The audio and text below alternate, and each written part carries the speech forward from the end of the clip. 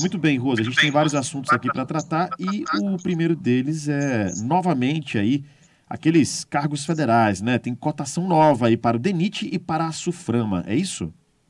É isso mesmo, Rafael. Eu venho captando informações a respeito dessa questão da nomeação do DENIT e da SUFRAMA, que estão naquele atraso de nomeações do governo federal, mas tem chegado alguns nomes para mim. E aí eu vou captando aos poucos, de um lado, de outro, e quando a coisa se consolida, quando a gente vê que várias fontes estão falando a mesma coisa, no mesmo rumo, eu penso que ali a gente tem um fato de bastidor que está formado, né? Não está declarado, não foi falado de público, mas há uma série de indícios dessas questões. Então, vamos tratar do DENIT. No DENIT, a informação que eu recebi, já tem de algum tempo, a gente já registrou aqui, é que no âmbito do Ministério das Relações Institucionais, né, no âmbito dessas articulações, ficou definido que o senador Omar Aziz, que é um aliado do governo federal, do governo Lula, ele teria maior influência na indicação da SUFRAMA. E ele acabou fazendo isso de público, do jeito do Omar Aziz, colocando ali uma autoria de indicação também por parte da bancada do Amazonas, uma indicação unânime, em torno do nome do Bosco Saraiva, ex-deputado federal,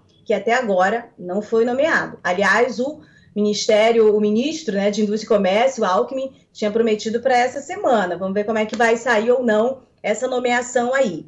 E no DENIT, a informação toda de bastidores, de vários políticos, inclusive, que falam com esses interlocutores do governo federal, é que a indicação partiria do senador Eduardo Braga.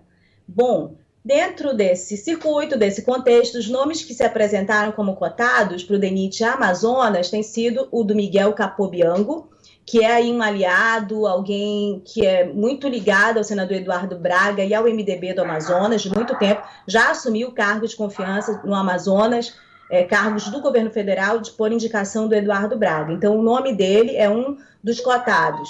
O outro é o Jesus Alves, que foi candidato, né, também a deputado estadual, quase se elegeu ali naquele finalzinho da apuração, você lembra, né, no MDB.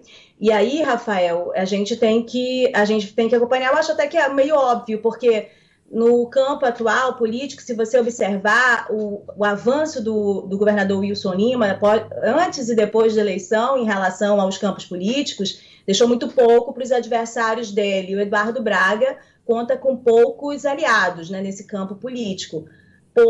Por óbvio, também por a ação dele, pela forma como ele se conduz politicamente. Então, acho muito óbvio que esses nomes que estão mais associados de lealdade, de atuação próximo ao Eduardo Braga, sejam os cotados para essa importante função, que é o DENIT no estado do Amazonas. Tem mais uma outra observação. A gente sabe que o Eduardo Braga ele não é só uma liderança regional, ele é uma liderança nacional importante do partido dele, do MDB. Então, a informação que circula é que partirá também dele a indicação do DENIT nacional. E aí, o que tem o DENIT nacional? Uma das principais polêmicas hoje, nessa discussão em relação ao que interessa ao estado do Amazonas e ao contexto do meio ambiente, que está todo mundo focado, observando isso, é a BR-319. Então, partirá do DENIT os estudos, as indicações, a contratação, a obra, né, se isso for autorizado, em torno da BR-319. Mas o DENIT precisa da aprovação do IBAMA, que tem ali outro nome à frente, que é o Rodrigo Agostinho. A gente já trouxe aqui em entrevista a fala dele sobre a BR-319.